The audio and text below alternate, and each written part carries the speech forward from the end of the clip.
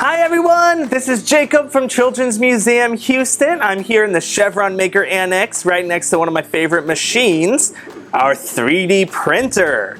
So what this thing does is it actually prints objects in 3D, and you can design those objects yourself to be printed and then used in real life. So I just want to tell you a little bit about how this works. Basically, it takes a material called polylactic acid, and that's this material right here. It's a type of plastic, and it comes in these little threads. We call this a filament. They're about 1.75 millimeters thick, and it goes, you can see it's stored up here. It goes through this tube into a nozzle.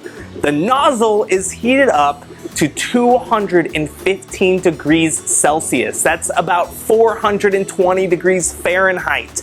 That's like how hot you have to put your oven up to make biscuits. And what it does is it starts to melt at that temperature, and the nozzle gets moved around. It gets moved left and right. That's what we call the x-axis. It goes forward and back. That's what we call the y-axis.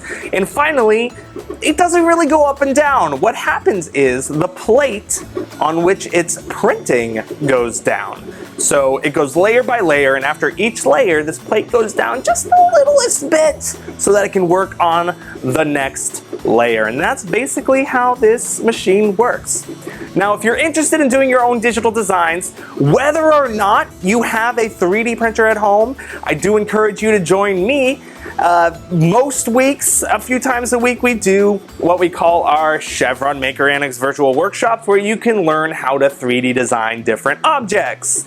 So whether or not you're going to get into 3D printing, you can always digital design at home on your own computer, creating virtual 3D objects. Again, my name is Jacob from Children's Museum Houston, and I'm in the Chevron Maker Annex, and I hope to see you next time. Bye-bye.